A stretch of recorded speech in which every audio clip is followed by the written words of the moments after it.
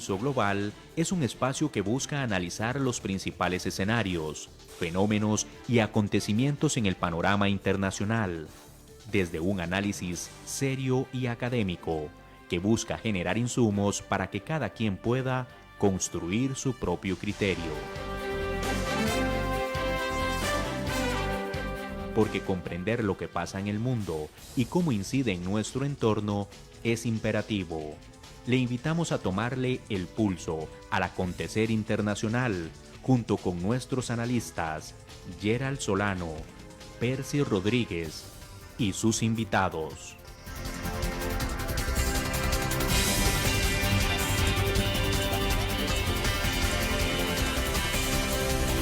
Bienvenidos.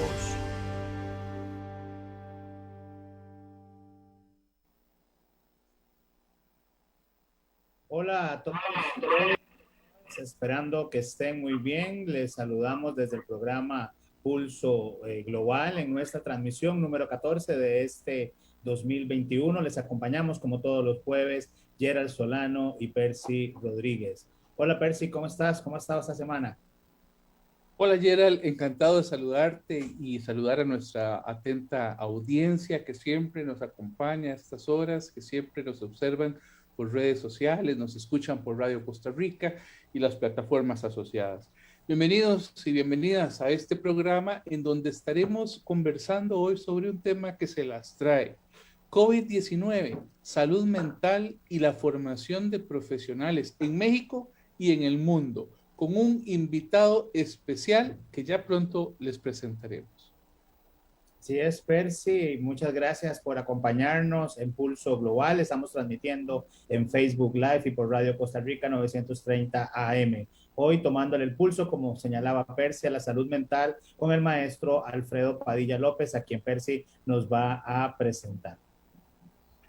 Para mí es un enorme honor presentar a un amigo con el que tuve la oportunidad de estar en varias ocasiones en diversos lugares. Mira, Alfredo, que estuvimos en Yucatán, en la Universidad Autónoma de Yucatán hace unos años. Por cierto, que quien me metió en ese enredo fue don Gerald Solano, aquí presente. Y luego nos reencontramos en la Universidad de Baja California, donde tuvimos además experiencias y aventuras maravillosas. Dicho esto, permítanme presentarles al maestro Alfredo Padilla López, psicólogo, que ha venido estudiando durante muchos años las bases neuropsicológicas y psicofisiológicas del comportamiento, de la formación y del ejercicio profesional, tanto en la psicología y la ética, tanto en la psicología como en la ética del ejercicio profesional. Señor Padilla ha venido contribuyendo en el diseño y la enseñanza e investigación en psicología con diversos proyectos del Consejo Nacional de Enseñanza e Investigación en Psicología de México. También ha venido contribuyendo con proyectos de la Federación Nacional de Colegios, Sociedades y Asociaciones de Psicólogos en México, FENAPSIME, la Sociedad Mexicana de Psicología, la Asociación Mexicana de Neuropsicología, la Asociación Mexicana de Investigadores y Profesionales de la Comunicación Organizacional, y también ha venido colaborando con profesores e investigadores de psicología de varios países de América Latina, de Estados Unidos, de Europa, de Asia, de Australia. Es miembro el maestro Alfredo del Comité Permanente de Asuntos Internacionales de la División 29 de la American Psychology Association y actualmente es el presidente del Consejo Internacional de Educadores en Psicología y COPE.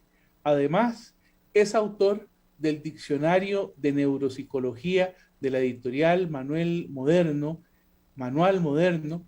y del libro Teaching Psychology Around the World, edición cuarta y quinta de Cambridge Scholars Publishing. De manera que, estimado Alfredo, un gusto saludarte. Qué bueno tenerte por acá. Muchas gracias, Percy. Gracias, Gerald, por la invitación y por atreverse a invitarme a platicar un poco sobre estos temas del COVID. Vamos a tratar de conversar, ¿no? Sobre las consecuencias sobre las personas que han sufrido el COVID y sobre las que no han sufrido el COVID, porque ese es uno de los grandes temas. Casi siempre la mayoría de los estudios tratan sobre las personas que sufren COVID, pero ¿y qué pasa con las que no tienen el COVID y también tienen consecuencias? Sí, bienvenido, maestro Padilla, un gusto tenerlo en el programa Pulso Global. Y yo creo que ahí, maestro, lo que podríamos iniciar conversando para quienes nos escuchan a través de las distintas plataformas y a través de la radio es iniciando con algo sencillo, ¿verdad? ¿Qué es la salud mental? Porque vamos a ver, dentro de las problemáticas que ya la OMS y la Organización Panamericana de la Salud habían definido, ya venía siendo un problema, ¿verdad?, importante y de atención en América Latina, pero que, como usted bien indica, con la COVID-19 esto se empieza a incrementar y se incrementan ya algunos problemas asociados que usted más en detalle nos podrá dar. Pero empecemos por algo básico para nuestros oyentes, como ¿qué es la salud mental? Sí, fíjate que la salud mental no es un concepto tan sencillo, bueno, tan sencillo de describir. Voy a tratar de hacer una descripción genérica de la salud mental, ¿no? Normalmente se considera que hay salud mental, o bueno, la Organización Mundial de la Salud considera que hay salud mental cuando la persona tiene una percepción de bienestar hacia sí misma y puede materializar todas sus capacidades, no solamente para enfrentar los retos comunes o cotidianos pues, de su vida, sino también para poder compartir su productividad y contribuir al desarrollo de su comunidad. Entonces, en realidad, la salud mental es una especie de estabilidad emocional y una especie de estabilidad psicológica, no solamente contigo o consigo mismo, sino con los demás. Cuando estableces esas relaciones sanas que te llevan a una productividad a crecer tú como persona y a crecer hacia los demás. En general, eso sería el tema de la salud mental. Y en este caso, maestro, ¿cómo afecta la COVID-19, una pandemia que, bueno, que nos ha dado duro por todo lado, ha sido terrible lo que se está viviendo en el mundo con ella? ¿Cómo afecta la salud mental de las personas? Fíjate que yo creo que, como les comentaba al principio, hay que entender que, por lo menos yo así lo concibo, hay dos formas en las que parece ser que el COVID, como este constructo social que hemos desarrollado, ¿no? El COVID realmente no es el COVID, sino toda la consecuencia del aislamiento social voluntario o involuntario. En algunas regiones del planeta es obligatorio, ¿no? Y es con pena de cárcel y todo, y en algunas partes ha sido voluntaria por una gran parte de la población. Entonces, en esta condición del COVID, debemos de entender que hay dos tipos de consecuencias genéricas. Una que es la que ocurre con las personas que sí tuvieron la enfermedad o tienen pues las consecuencias de la enfermedad del SARS-CoV-2, y aquellas que no la tuvieron de manera directa, pero que han tenido consecuencias del aislamiento social o de la protección hacia sí mismo y a sus familiares. Entonces, en general podemos clasificar que el COVID va a manifestar trastornos orgánicos, trastornos en el cuerpo como tal, trastornos mentales o cognitivos de la capacidad intelectual de las personas, trastornos psicológicos, que no solamente es el tema de cómo me afecta a mí como persona cuando lo percibo y cómo lo viví, sino cómo afecto yo a los demás y los demás cómo afectan a mí.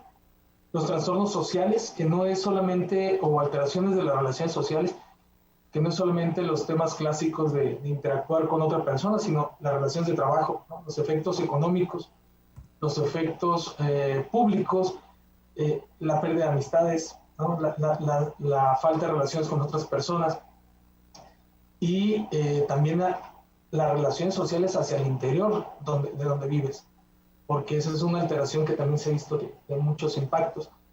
Y el otro que también tiene mucho que ver este tema del aislamiento, pues son los de la estructura socioeconómica, ¿no? La parte no solamente privada o individual, pues, que tiene que ver con los gastos y con los ingresos, sino también con la estructura socioeconómica de los países. Evidentemente, ya lo platicó ustedes en varios de sus programas, evidentemente ha tenido consecuencias muy significativas, ¿no? Pero a grosso modo esas son las consecuencias. Y es que, maestro, hay un tema, digamos, ahí, este último que usted mencionaba, y es que hay una realidad en América Latina, ¿verdad? Y es que particularmente las condiciones socioeconómicas llevan también a, por ejemplo, a hogares pequeños, ¿verdad? Digamos, estamos hablando de casas de 1 o 2 cuartos, donde en un confinamiento, ¿verdad? Tenemos que ya trabajar, estudiar, tener las labores, digamos, cotidianas, compartir con espacios, parece mentiras que a veces hasta en la misma familia, ¿verdad? Pero que cuando uno sale a la oficina a trabajar o demás, descansa un poco de la interacción de la misma, digamos, realidad o convivencia de la familia, y esto hace que, por supuesto, se empiecen a generar, digamos, ansiedades, depresiones en algunos casos, entre otros temas. ¿Quiénes podría decirse que son los más vulnerables a la afectación de la salud mental por el COVID-19? Híjole, fíjate que uno quisiera pensar, si lo hablamos en términos socioeconómicos, la gente que menos recursos económicos tiene o menos acceso a los servicios de salud o a los servicios de seguridad social, ¿no? En general, el trabajo, la vivienda, entonces, podría decirse eso, pero lo que nos ha enseñado la pandemia es que no respeta sexo, raza, religión ni nivel socioeconómico, agarra parejo. Hay un estudio muy interesante que fue publicado ahora en febrero, 3 de enero, febrero de 2021. Hace una relación del COVID con un concepto que no es propiamente clínico, que se llama de proximidad, ¿no? En este estudio se analiza la idea de que normalmente, en términos psicológicos, uno puede pensar que una persona normalmente se desenvuelve en 5 espacios diferentes durante el día, ¿no? El espacio familiar, la relación con los que viven o duermen pues en tu casa. El espacio del trabajo, que son personas diferentes y bueno, y aquí va acompañado de otra situación. Tú te comportas de una manera en tu casa, con tu familia, te comportas de otra manera en el trabajo, tienes otro tipo de valores, otro tipo de creencias. Después tienes a tus amigos, con los que quizá ninguno de estos se conozca, ¿no? O sea, que no sea el mismo que vive en tu casa, ni que sea el mismo que está en el trabajo, y hay otro, que es tu amigo o tu amiga, y te relacionas con ellos con otro tipo de dinámicas. Y tienes tu entorno social, cuando vas en el auto, cuando te subes a un autobús, cuando vas al supermercado, hay más gente y te comportas de manera diferente. Pero hay una quinta parte, o una quinta forma de relación, que eso es lo más interesante, es tú mismo. Normalmente todos platicamos o nos consultamos cosas, ¿no? ¿Dónde dejé? Sí, cierto, ya me acordé. Hoy, ¿qué fue? Me siento así, pero no te fue tan mal. Cierto, ¿no? O cosas así. El caso es que en estas 5 áreas, estas 5 esferas de la vida cotidiana, guardamos nuestras distancias, tenemos nuestras formas de comportarnos, pero con el COVID se redujeron. Y no solamente se redujeron, ahora, cuando antes con tus amigos casi no guardabas distancia, o con tus familiares no guardabas distancia, ahora tienes que cuidarlas. O sea, se distorsiona toda esta idea del comportamiento regular del sujeto. Y literalmente tenemos que adaptarnos a una nueva forma de entender las relaciones. De tal suerte que no podemos escaparnos, independientemente del nivel socioeconómico, cultural, político, o de la estructura social, o de la estructura cultural, no podemos escaparnos de esta condición de COVID, ¿no? Por ponerlo así. Incluso los grupos religiosos han mantenido su distancia.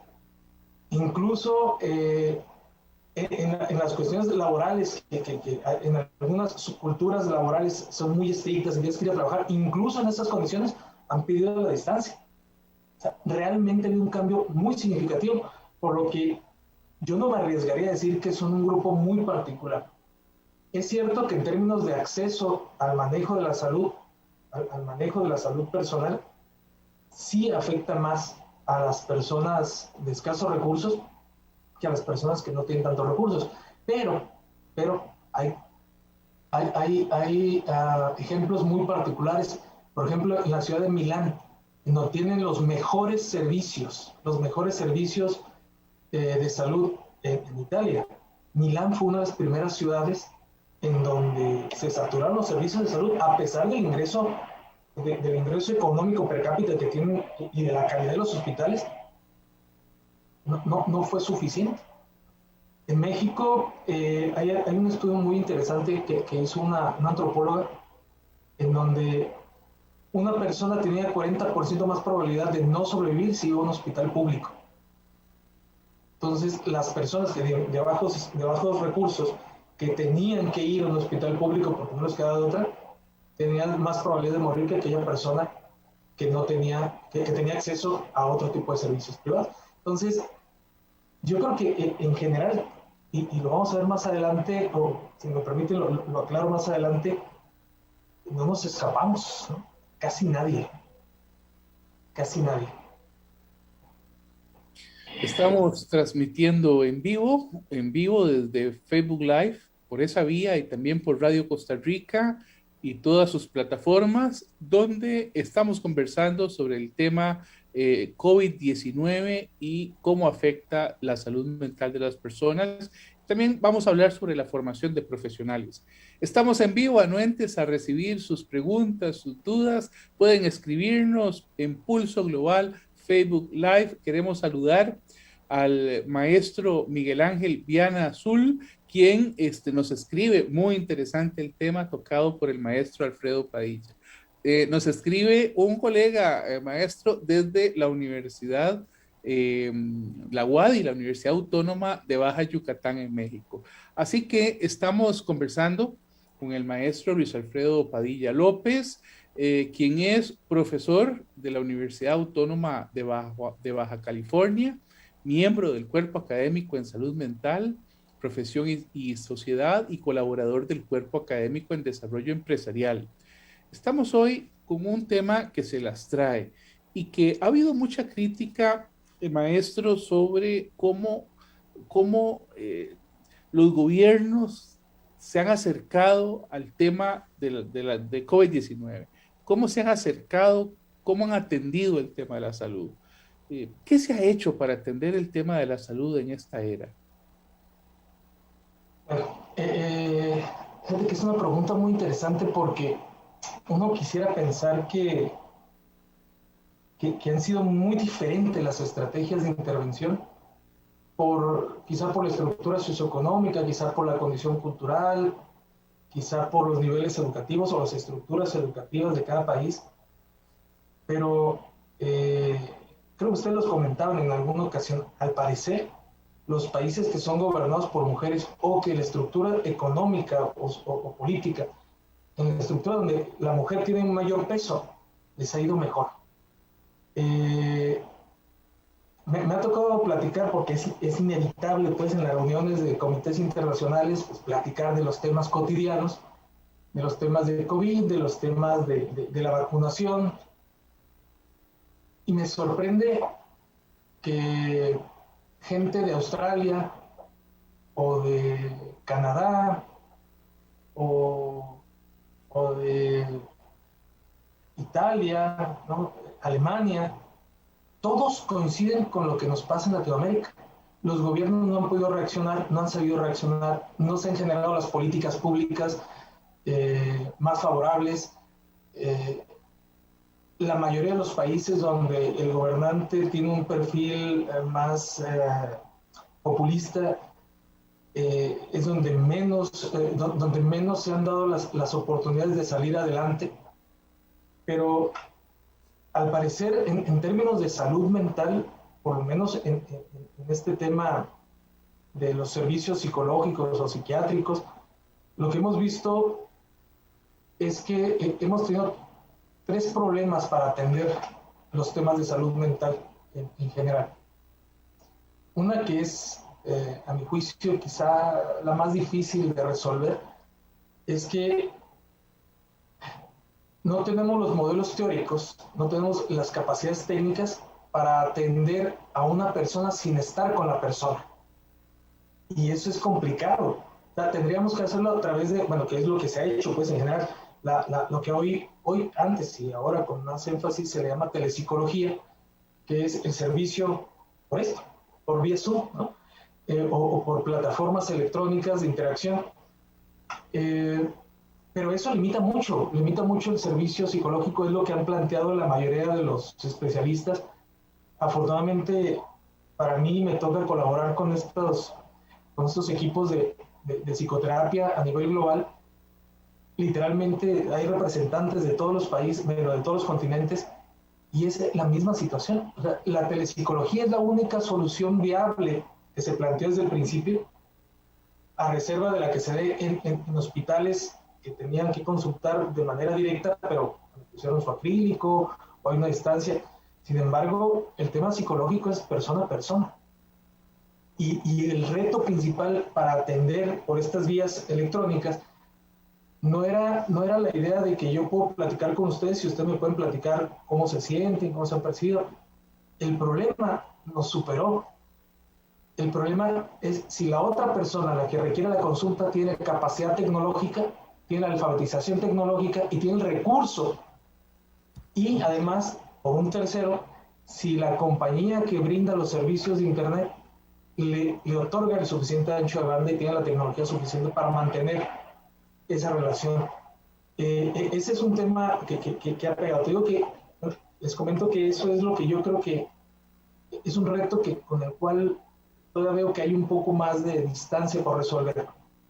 El otro tema es de las acciones que se han realizado es tratar de entrar a los aspectos socioeconómicos y políticos de la atención o la oferta de atención a la salud. Lo vimos mucho con Estados Unidos. Estados Unidos fue uno de los países que tiene más, fue más claro el reto. Pasó lo mismo con Inglaterra, con Canadá, con Australia, en México un poco. La idea de, yo te voy a ofrecer el servicio, pero ¿y cómo me vas a pagar? ¿O cómo te voy a cobrar?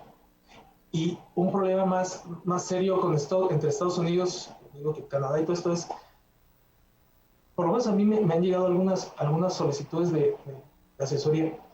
Dicen, bueno, yo tengo mi sede, yo tengo mi servicio, pues una persona me dice, yo soy en Nueva York, yo atiendo a una persona que es mexicana, de origen mexicano. Por temas del COVID y tal, se tuvo que regresar a México y yo lo quiero seguir atendiendo. ¿Es ilegal hacer eso? ¿Es antiético? Caray, pues no hay legislación sobre eso. Estados Unidos tuvo entre marzo del 2020 y mayo de 2020 hubo mucha actividad en la American Psychological Association, mucha actividad para tratar de resolver las licencias de participación, porque gente que en Estados Unidos las licencias para ejercer se dan por estado.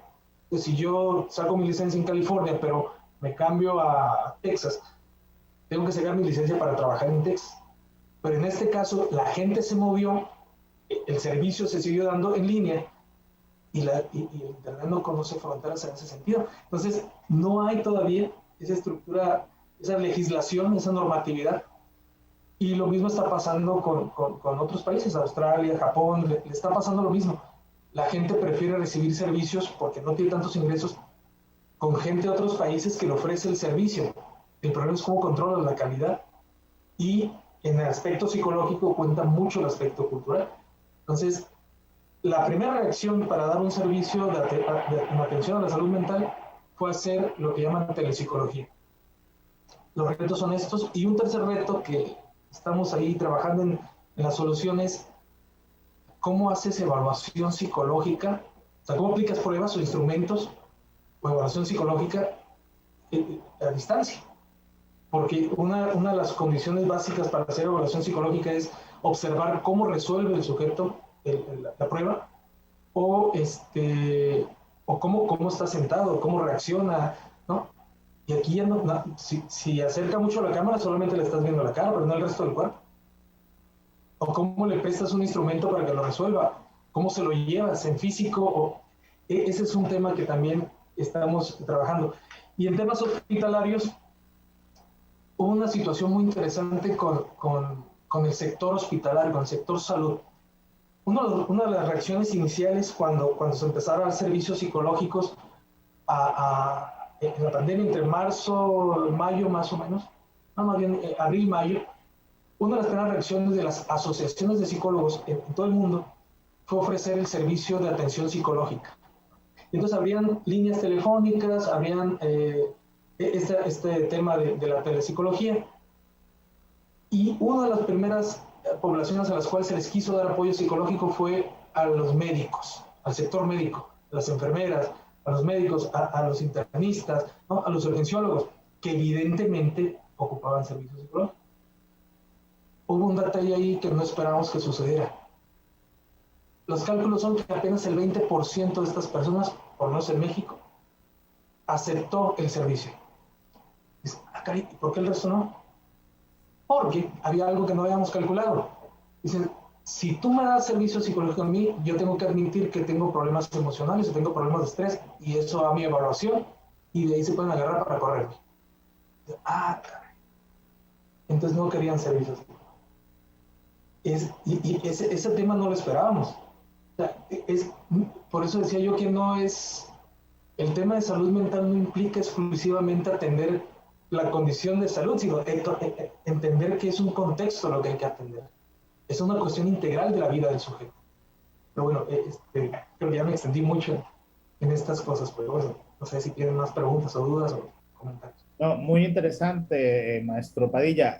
Y justamente pensaba en algunos de los datos que empezábamos a recibir cuando la pandemia estaba alcanzando, digamos, la primera ola, el mayor, digamos, pico, ¿verdad? Que se llamaba en la primera ola. Y es que se hablaba, y algunos de los datos que veía se decían la importancia de normalizar, ¿verdad? El pedir ayuda, ¿verdad? Que es esto último que usted estaba, digamos, mencionando. Muchas veces algunos no hemos padecido tal vez de ansiedad o no hemos padecido digamos, de depresión y todos los, ¿verdad? Las situaciones que hay, digamos, alrededor, y eso también conlleva a parte de la población a no pedir la ayuda, a no manifestarlo, ¿verdad? Esa sensación, digamos, en algunos casos de soledad, en algunos otros, ¿verdad? El bombardeo de los medios de comunicación. Recuerdo como íbamos viendo, ¿verdad? El mapa de la Johns Hopkins University, cómo se iba poniendo rojo, ¿verdad? Todo el planeta conforme avanzaba digamos, la pandemia, y esto de alguna forma empezaba a generar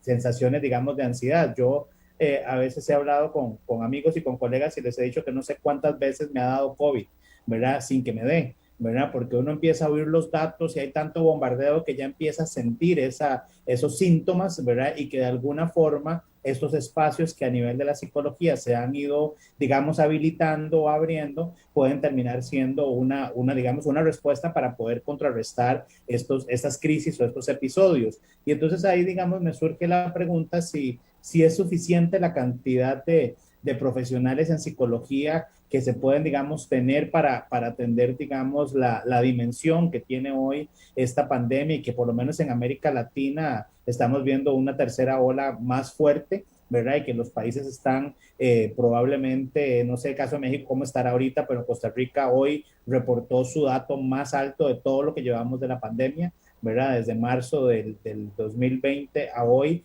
en 24 horas 1,776 casos, ¿verdad? Es el dato más alto en la pandemia, lo cual podría llevarnos entonces a nuevas medidas de confinamiento, ¿verdad? En próximos días, si esto no se controla, y probablemente esto va a ir aumentando. Entonces, contamos con la cantidad de profesionales de psicología suficientes para atender este problema, esta pandemia. Bueno, yo te voy a dar una respuesta políticamente correcta. Nunca son suficientes, ¿no? Pero la verdad es que yo creo que siempre es necesario más personal de salud que esté trabajando en cualquier área de la salud. El reto aquí con temas de salud mental y el COVID-19 no es solamente la idea de atender este 40% de ansiedad que se ha incrementado en la población que no ha desarrollado los síntomas de COVID. Hay muchísimas encuestas, bueno, muchísimas es una exageración. Hay varias encuestas serias de tipo epidemiológicas, pues, en donde se identifica que en población teóricamente saludable, o sea, población que antes no manifestaba ansiedad, se incrementó esta tasa. O sea, hay un 40% más a nivel global, 40% más, al menos el 40% más con depresión y con ansiedad. Tres cosas principalmente las que provocan este pico de ansiedad en personas que no tienen síntomas de COVID. Uno, el principal es el factor económico. No saben si van a tener trabajo, no saben si van a tener ingresos y eso genera ansiedad. Un factor que es interesante es los hijos de la convivencia familiar cotidiana. Esta idea que tú bien planteabas hace rato, ya la idea de yo antes salía al trabajo, me distraía, regresaba a la casa y mi casa era para descansar o mi casa era para estar un rato tranquilo, ¿no? Ahora todo el día es estar en casa, por los que podemos hacer esto, y el lugar para descansar quizá sea el patio, ¿no? La banqueta o algún lugar que no sea dentro de la casa.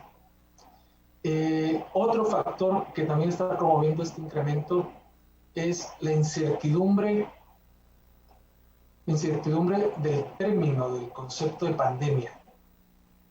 No hay una orilla que se vislumbre, ¿no? No hay una playa que se vea después de tanto mar. O sea, no hay... Si existe la idea certera, no existe en la población en general.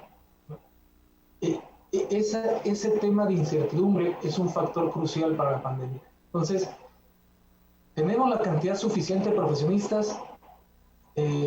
Yo te digo, técnicamente no la tenemos, porque hay problemas que se están desarrollando, se están cocinando en la pandemia que no teníamos antes o que van a exacerbar otros que ya teníamos. Por ejemplo, en el caso de México, y entiendo que está pasando también en varias partes del mundo, te puedo confirmar que, por ejemplo, Indonesia, Australia, Bangladesh, Inglaterra, Canadá, México, Argentina, Nicaragua, que son datos que yo sé que lo han planteado, pues. Tenemos un problema en común y seguramente es a nivel global, pues. Todos nuestros niños de preescolar y de primaria, por lo menos los que acaban de entrar en el primer año de preescolar y los que entraron en el primer año de primaria y los que están entre el segundo y tercer año de primaria, la educación básica, no han podido y no van a poder desarrollar a tiempo, en el término esperado de madurez, las habilidades socioemocionales que normalmente se enseñan ahí. Cómo convivir con los demás, cómo interactuar con los demás, cómo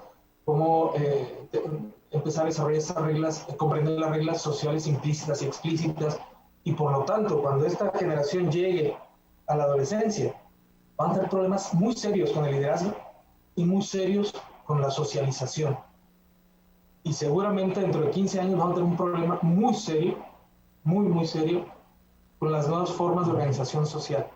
Digo problemas porque si normalmente lo que nos ha traído el uso excesivo de Internet es una falta de empatía y es una falta de compromiso social. Ahora, cuando además le agregas que va a haber problemas en la maduración socioemocional, vamos a ocupar muchos para eso. Pero quizás ese no sea el problema mayor. El reto es cómo prevenimos eso. En México yo les puedo decir, estamos haciendo ahorita varios estudios sobre esto a nivel nacional en México. ¿Cuántos estudiantes de licenciatura ocupas para tener un especialista en psicología? Es decir, si de cada 100%, de cada 100 personas que ingresan a la carrera de psicología, ¿cuántos de ellos van a tener doctorado? Es decir, ¿cuántos se van a especializar y van a aportar o van a generar conocimientos especializados para promover nuevas ideas? pues con 100 no llegamos a 1. Ocupamos, déjenme les doy el dato exacto porque ese lo tengo así muy fresquito. Ocupamos 256 estudiantes para promover que uno termine el doctorado. 256 estudiantes en licenciatura, ya ingresados a licenciatura. Eso no implica, los 256 son entre el 11 y el 13% de la población que tiene la edad para ingresar a la educación superior en México.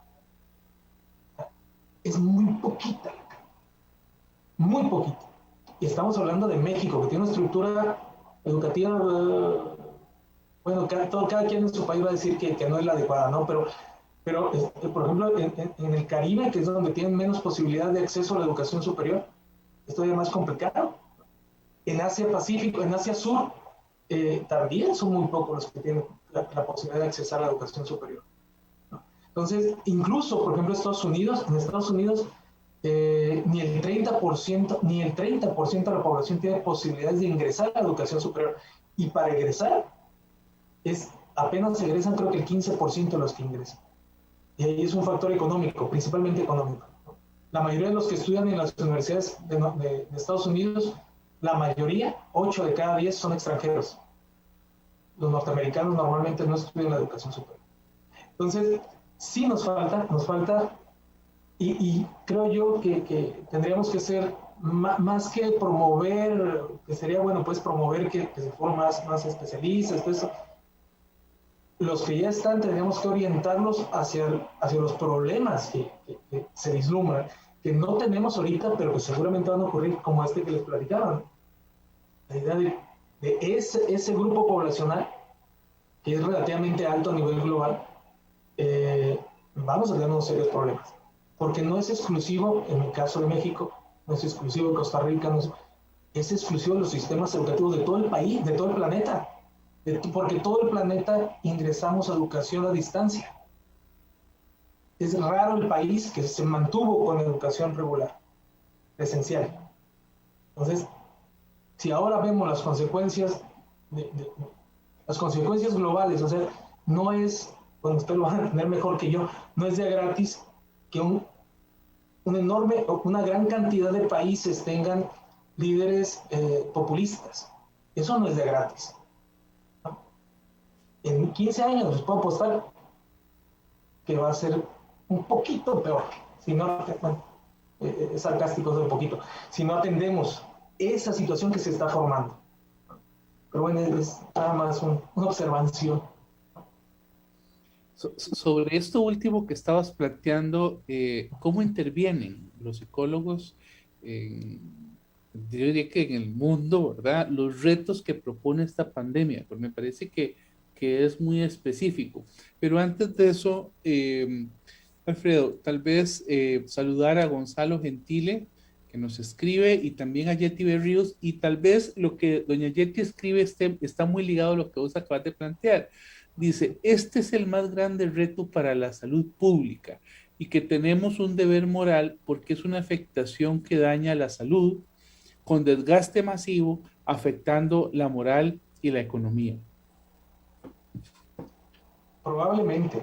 Yo creo que no es el reto más importante, es el más urgente tal vez en este momento, quizá, porque obviamente algo que nos pasa normalmente a los humanos es que suponemos que la urgencia que tenemos es el problema más grande que tenemos y que se desaparecen todos los demás, pero desafortunadamente no desaparecieron todos los demás, ¿no?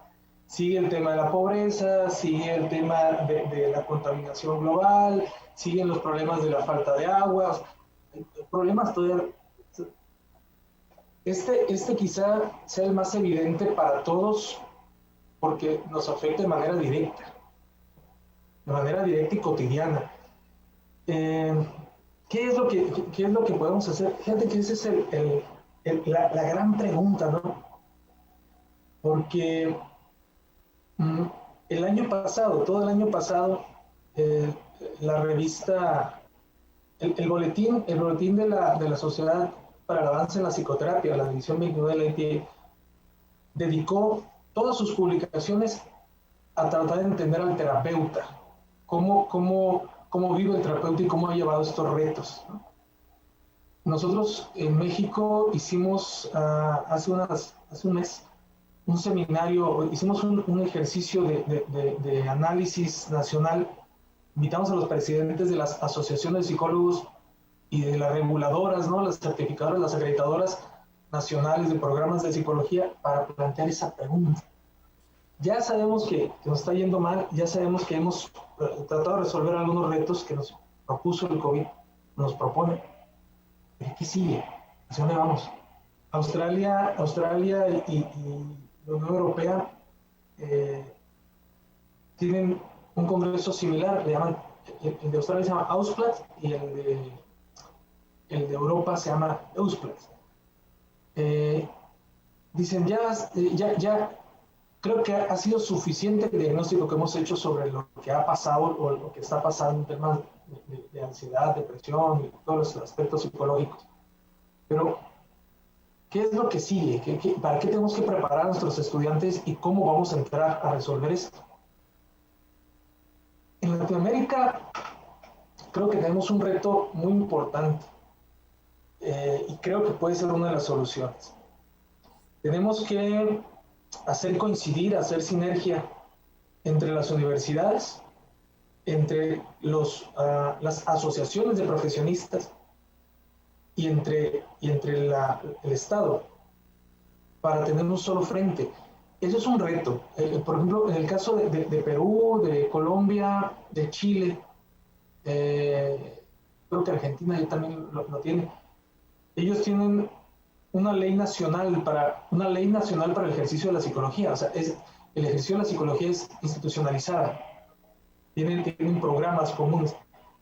Pero aún así tenemos que entender que tenemos que hacer una especie de sinergia para promover cambios secuenciados y organizados. Yo me imagino que es algo así como una mina de cielo abierto, ¿no? En donde tú pones una serie de cargas que detonan una secuencia específica para lograr que caiga lo que tiene que caer, ¿no? Les decía, el tema del COVID, la salud mental del COVID no es exclusivamente un tema de salud individual. Comienza con el sujeto y hay que atender al sujeto, pero tiene una serie de cadenas. Por ejemplo, si la persona, les voy a dar un ejemplo que quizá ya lo vivieron o ojalá y no lo vayan a vivir. Una de las primeras cosas que pasó con el COVID en términos de comportamiento es que las personas que pudimos recluirnos socialmente, nos empezó a suceder algo interesante. Empezamos a dormir cada vez más tarde y teníamos insomnio, ¿no? Y no podíamos dormirnos, aplazamos nuestra hora de dormir al grado, y eso ha habido pocos estudios sobre esto, pero llegamos a aplazar hasta 8 horas el horario para empezar a dormir. Después empezamos a dormir nuestras 8 horas. Había gente que tenía que trabajar y dormía 2 horas al día, y tenía que trabajar y luego se dormía durante el día. Pero una de las cosas que empezó a suceder fue este aplazamiento del dormir. Dices, ¿por qué? Porque ahora tu horario de trabajo tú lo podías armar, o porque no tenías esa responsabilidad de ir a trasladarte, o porque tenías ese espacio ahí frente, el clásico colchón que ya tiene tu forma, ¿no? Para ver la televisión. Te llegabas y ahí te quedabas. Pero esa cosa, ese cambio, esa alteración del dormir te lleva a otra consecuencia, a problemas en el aparato digestivo. Y tienes problemas en el aparato digestivo y tienes problemas de nutrición. Pero ese problema de nutrición te lleva a 2 cosas más. Una, a problemas visuales. Se incrementó en esta pandemia, creo que en el 35-37% los problemas visuales. Y la otra, los problemas sexuales. Hay problemas sexuales que se incrementaron. Eso nos lleva a problemas de relaciones familiares, pero también nos lleva a ausentismo laboral, porque en el momento en que tú empiezas a dormir más tarde, dejas de ir a trabajar o ya no cumples con el trabajo, y se han incrementado, por lo menos en México, se han incrementado los despidos o las ausencias laborales que terminan en cambio de empleo porque ya no pudieron llegar, tienen que dormir a otra hora. Es una cadena, una secuencia que si nosotros queremos verla desde el punto de vista psicológico exclusivamente, decimos, voy a atender a la persona, va a pasar lo que clásicamente pasa con el tratamiento psicológico. La persona se siente bien en el consultorio, sale del consultorio, se medio siente bien las siguientes 2 horas y después vuelve a tener la misma idea. Si no cambiamos el entorno, no podemos cambiar a la persona. Entonces, tienen que ser trabajos sinérgicos, interdisciplinarios, transdisciplinarios. Una vez me preguntaba, bueno, te acordarás, Roberto Burgueño. Me decía, ¿cómo podemos trabajar en conjunto usted y yo, maestro? Roberto, para los que no lo conocen, Roberto es un economista. ¿Cómo podemos trabajar en conjunto? Dije, pues es que hacemos lo mismo, Roberto. La economía es un estudio sobre las relaciones de consumo, las relaciones entre las personas. Yo estudio las relaciones entre las personas. Solamente hay que encontrar el problema en el que podemos resolver 2 cosas al mismo tiempo. Y eso es relativamente fácil, porque trabajas con la persona. Entonces, creo yo que la intervención tendrá que ser, el gran reto para la intervención, para lo que siga con la pandemia, es cómo aprendemos a hacer trabajos sinérgicos, interdisciplinarios, para comprender el contexto del problema. Pero bueno, esa es, creo yo, la parte de la solución, creo.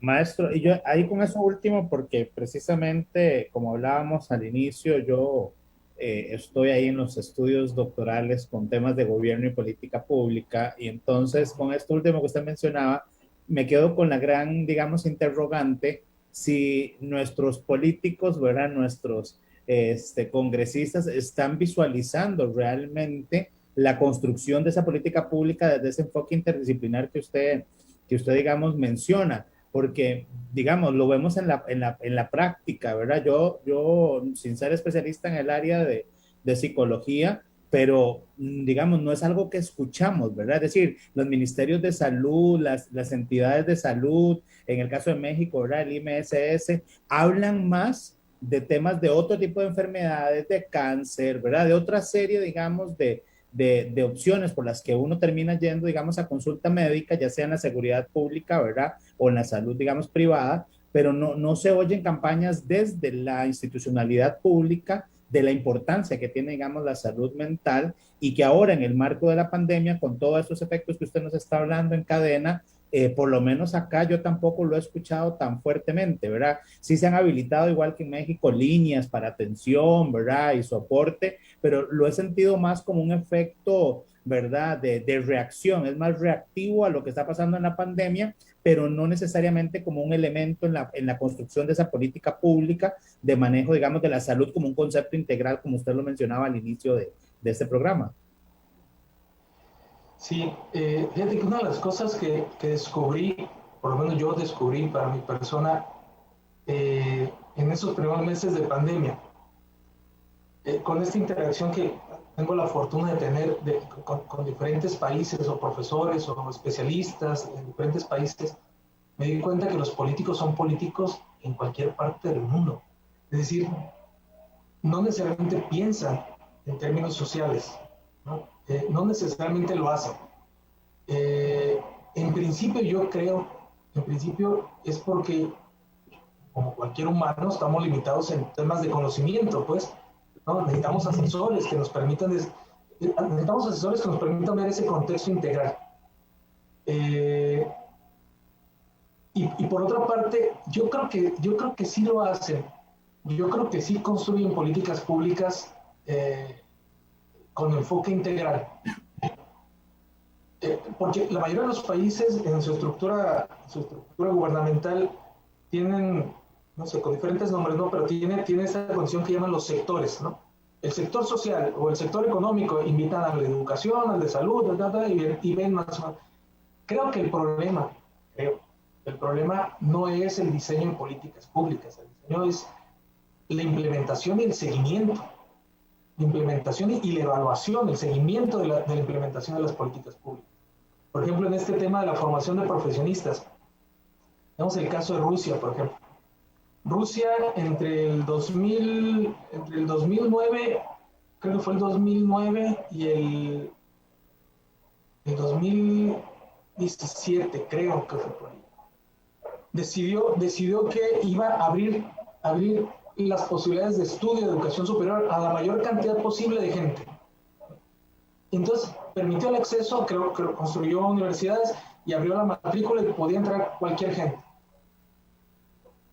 Se diseñó de tal suerte que casi cualquiera que entraba salía con el título. Todo da. Se incrementa la matrícula, se incrementa la cantidad de población que tiene un nivel de educación superior, y eso teóricamente te llevaría a una mejor calidad de vida por consecuencia, ¿no? Lo que no calcularon, o bueno, tal vez sí lo calcularon, pero no lo resolvieron, o no calcularon, pues el resultado es que ahora tienes una tasa muy alta de profesionistas y por lo tanto los sueldos caen. Pues el ingreso económico, no hay movilidad social, y al no haber movilidad social, pues continúas en la misma circunstancia, ¿no? Pues realmente no mejoras la calidad de vida de la población, por lo menos con ese enfoque.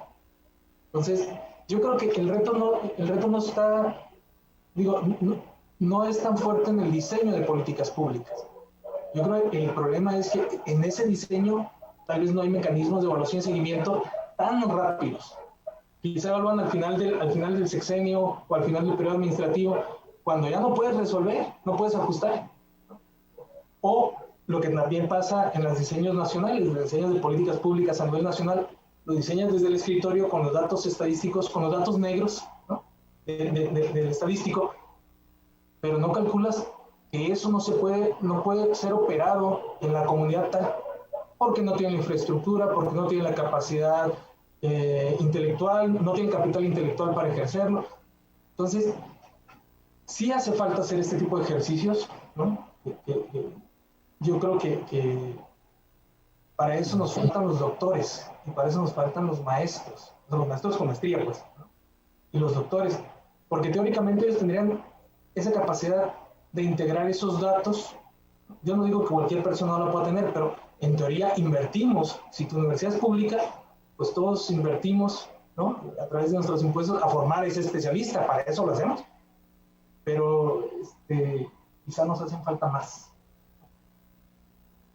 creo. Muy bien, bueno, estamos cerrando este programa de Pulso Global. El tiempo, como siempre, nos persigue, nos acosa, nos limita estas conversaciones. Hoy hemos tenido a un licenciado en psicología, máster en educación, doctorando en educación de la Universidad Autónoma de California. Me hubiera gustado preguntarte, Alfredo, muchísimo sobre el trabajo que estás haciendo en Nicaragua con la Cruz Roja. Sé que estás haciendo trabajos importantes en Centroamérica. Ojalá que cuando esto termine y estés acá por la región, nos visites. Es importante conocer un poco más sobre el trabajo que estás realizando. Don Gerald, nada más comentar que nos está observando y nos acaba de escribir la doctora Aliana Barahona, el doctor Santiago Alonso Rodríguez Ibaja nos está viendo. Un saludo para ambos y quedo con vos, Gerald. Me parece que estaríamos realizando el cierre por tiempo, me parece. Así es, Percy. Bueno, Alfredo, muchísimas gracias. Un abrazo hasta México, y que esta sea la primera de otras oportunidades que nos puedas acompañar para seguir hablando de estos temas tan interesantes. Entonces, te despedimos. Muchas gracias a ustedes. Cuando quieran volvemos. Me gustó este espacio. Y bueno, sí, los temas, bueno, yo me esmero mucho hablando, entonces ya no es cuestión de que me controlen ahí para poder platicar más cosas. Pero muchas gracias, Percy. También un gusto. Un saludo al doctor Viana Azul, que está allá en Yucatán, en Mérida. Y bueno, a todos los que están también aquí con nosotros. Muchas gracias, Gerard. Un gusto. Y cuando quieran, andamos por acá de nuevo. Gracias, Alfredo. Hemos llegado así, amigos, al final de nuestro programa Pulso Global. Esperamos que lo hayan disfrutado. Les invitamos a dejar sus comentarios y consultas y a inscribirse en nuestro canal de YouTube, que aparece como Pulso Global. Les esperamos la próxima semana. Agradecemos.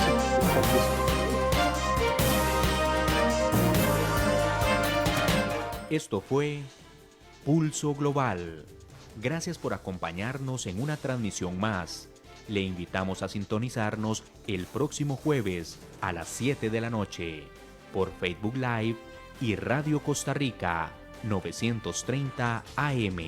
para llevar juntos el pulso al acontecer internacional.